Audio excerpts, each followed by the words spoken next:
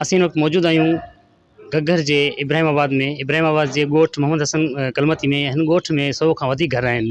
दोस्तो हीउ इलाइक़ो जेको आहे, हीउ इलाइक़ो पॉडकास्टम मुतासिम जो इलाइक़ो आहे। पॉडकास्टम जे वर चढ़ियल ज़मीन उहा ज़मीन जेका पॉडकास्ट में वर चढ़ी वई ऐं जेके उते रहायशी हुआ उन रहायशनि खे ही मुतबादिल जॻह ॾिनी वई। हिते स्कूल, हिते अस्पताल, हिते रस्ता रोड जेके बि शयूं आहिनि, बुनियादी सहूलियत जेके बि आहिनि उहे अणलभ आहिनि। हिते स्कूल जी जेका हालति आहे उहा बिल्कुलु रहम वटि आहे, ॾिसण वटि आहे। अचो त हिते जे इलाइक़े वासियुनि ऐं हिते उस्तादनि, हिते जे शागिर्दनि खां हिन स्कूल जे मुतलिक़ हाल वाल पुछूं था। जी, का बि न आहे, न टेबल आहे, न कुर्सी आहे, न बेंच आहे। ॿार उनजे करे अधो जी ॿार विया छॾे, बाक़ी हींअर ॿार पट ते वेठा आहिनि ॾाढा ग़रीब। ऐं असांजो चौकीदार आहे उहो ॿिए जॻह ते पघारूं खणे पियो। जेको आहे भंगी आहे त उहो ॿिए स्कूल ते पघारूं खणे थो। जे चौकीदार ते ॿिए स्कूल ते पघारूं खणे थो। इहे ऑफिसर मिलियो या इहे सभु ॻोठाणा मिलियो यकीन था असांजो स्कूल बर्बादु थियो पियो। नॉन टीचिंग स्टाफ आहे जेको, जंहिंमें प्यून आहे, जंहिंमें स्वीपर आहे, जंहिंमें चौकीदार आहे, उहे हिते आहिनि या न आहिनि? अगरि न आहिनि त न हुजण सां अव्हांखे कहिड़े मुश्किलात? बाबा असां वटि नुक़सान ई इलाही आहे। ॿारनि जे बाबा सफ़ाई करणु खपे और इहे वग़ैरह चेंज झाड़ू हणणु खपे। असीं पाण पिया हणूं था, हिकु स्टाफ वारो कोन आहे हुननि जी। पोइ असीं छा करियूं हिन मामले में?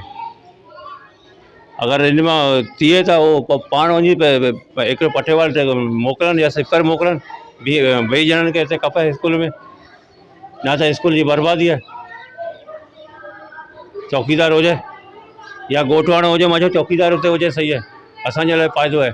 ॻोठवाणो सख़्तु ज़रूरी आहे, सम्झो राति ॾींहं हिते सुम्हंदा आहिनि, उहो ज़रूरी आहे असांजे लाइ। पर हिन खे केरु सम्झाइण? हिननि खे ऑफिस वारनि खे ऑफिस वारा चवंदा बाबा ॾियनि पिया बाद में ॿुधो त चौकीदार ॿिए स्कूल में कमु पियो करे। हिकिड़ो पटेवाल आहे त पटेवाल ॿिए जॻह ते कमु पियो करे। असां वटि मूंसां कमु करण वारो मूंसां पहुची वियो, वरी रिटायर्ड थी वियो। वरी हाणे छा करे, कंहिंखे घुरायूं? असीं ॿार असांखे पाण सफ़ा पिया कनि पूरी स्कूल खे। जी, अवां हितां जे इलाइक़े वासियुनि जूं ॻाल्हियूं ॿुधियूं। हिते ॻोठाणनि जो चवणु आहे त असांजे इन स्कूल में जेको नॉन टीचिंग स्टाफ आहे, जंहिंमें प्यून थी वञे थो, चौकीदार थी वञे थो ऐं पंहिंजो स्वीपर थी वञे थो, उन्हनि मां को बि हिते कोन्हे को। ॻोठाणनि इहो इल्ज़ाम बि हयो त हिते सभु इहो सॼो अमलो मुक़ररु आहे, पर ॿिनि जॻहियुनि ते कमु करे रहिया आहिनि ऐं मुफ़्त जी पघार खणी रहिया आहिनि।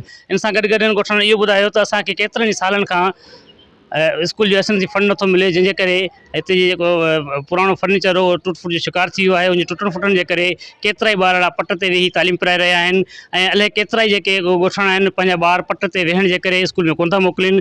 स्कूल जे अंदरि बिजली फिटिंग थियल आहे, पर गैरफ़ाल हुजण जे करे ऐं बिजली कनेक्शन न हुजण जे करे चोर जेके आहिनि हितां खां बोर्ड ऐं पंहिंजो मुख़्तलिफ़ जेके सामान आहिनि उहे चोरी करे खणी विया आहिनि।